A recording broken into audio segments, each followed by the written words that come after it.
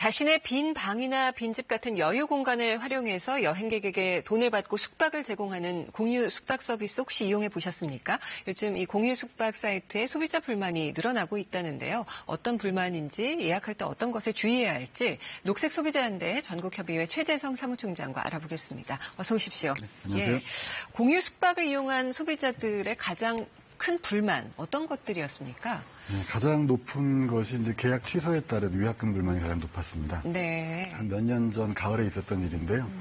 어느 가족이 이제 다음해 여름 휴가로 프랑스 파리를 가기로 하고 공유 숙박 사이트를 이용해서 파리 한 아파트를 1박당 20만 원에 열흘간 예약을 했습니다. 네. 총 200만 원인데요. 그런데 결제를 끝내고 나니까 집주인한테 메일이 왔어요. 밤에는 커튼을 치고 잘 것, 총기 소지 금지. 이 숙소가 이제 총기 사고가 많은 지역에 있었던 겁니다. 네. 굉장히 무섭잖아요. 네. 그래서 신변 위협을 느낀 이제 이 가족이 해당 예약을 취소했는데요. 가을에 예약했으니까 그 다음 여름까지 반년 넘게 남았는데 실제 환불받은 금액이 200만 원 중에서 76만 원밖에 안 됐습니다. 아이고. 내역을 따져보니까 이제 이 사이트의 환불 규정에 의해서 숙박비의 50%가 위약금으로, 네. 그다음에 12%가 서비스 수수료로 이미 지급된 겁니다. 결과적으로 이제 굉장히 큰 손해를 보게 됐는데 네. 실제 이런 문제들이 국내외를 가리지 않고 빈번하게 발생하고 있습니다. 네. 50%는 위약금, 이건 집주인에게 가는 거고요. 또 12% 서비스 수수료는 이 공유 숙박 사이트에게 돌아가는 건데, 이 서비스 수수료는 어떤 내용인가요? 공유 숙박 사이트에서 숙소를 이제 검색해주거나 중개해주거나 또는 이제 여러 가지 행정 처리를 하는데 들어가는 이제 비용이고요. 네.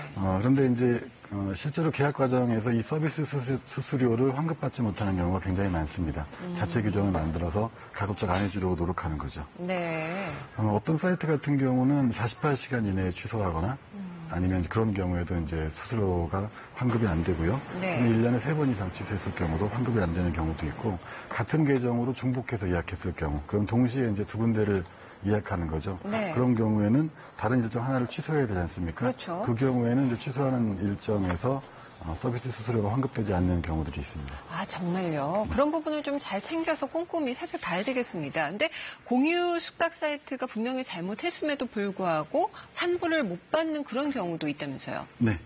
공유 숙박 사이트를 통해서 예약을 했는데 막상 가보니까 그 숙소에서 예약이 안 돼 있었던 겁니다. 아. 결과적으로 이제 사이트가 잘못한 거죠. 네. 그 사이트에 항의해서 다른 이제 숙박업소를 안내받았는데 마음에 들지 않았던 거예요. 그 전에 예약했던 것보다 훨씬 이제 수준이 떨어지는 업소였기 때문에 그래서 거절을 하고 환불을 요구했는데 네. 이 경우에도 사실은 사이트가 잘못한 거니까 100% 환급해 주는 게 맞는데 이 사이트 같은 경우는 50%만 환불해 주는 경우가 있습니다. 아, 그러면 규정에 그렇게 나와 있기 때문인가요? 뭐 사이트의 잘못임에도 불구하고 50%만 환불한다 이런 규정이 있습니까? 예, 일단 이제 그래서 그 예약할 경우에 약관이라든지 규정을 면밀히 살펴볼 필요가 있습니다. 네. 당사자들 간의 계약이기 때문에 일단은 그 계약이 먼저 계약이 문제가 있을 경우에 구제할 수 있는 방안들이 있지만 개인 소비자 입장에서는 그런 과정까지 기대하기는 어렵고요. 본인의 피해를 막기 위해서는 환불 규정을 꼼꼼히 살펴볼 필요가 있습니다. 네. 공유 숙박 예약할 때 사실 사이트에 게재된 사진이라든가 뭐 정보, 이용 후기가 답니다. 저희가 볼 수 있는 정보의 그렇죠. 전부인데, 근데 막상 가보니까 사진과 다른 경우, 그래서 피해를 입는 경우도 많다면서요. 예, 굉장히 큰 문제죠. 직접 가서 답사를 해볼 수가 없기 때문에. 그렇죠. 그래서 어느 경우에는 이제 숙박 당일날 현재 도착해서 가봤는데 주소지에 숙소가 없는 겁니다. 그러면 그래서 다른 숙박 시설을 이용할 수밖에 이제 없는 경우가 있었는데 네. 이 경우에도 사실은 이제 그 사이트에 문제가 있는 거기 때문에 전체 금액을 환불받아야 되는데 다른 숙소를 이용한 금액만 지불받은 경우가 있고요. 네. 또 어떤 경우에는 이제 현지 공항에 도착해서 원래 사이트에서는 공항에서 15분 정도 걸린다고 안내돼 있었는데 막상 보니까 30분 이상 걸리고 가는 길이 이제 비포장도로도 있고 해서 너무 불편한 거예요.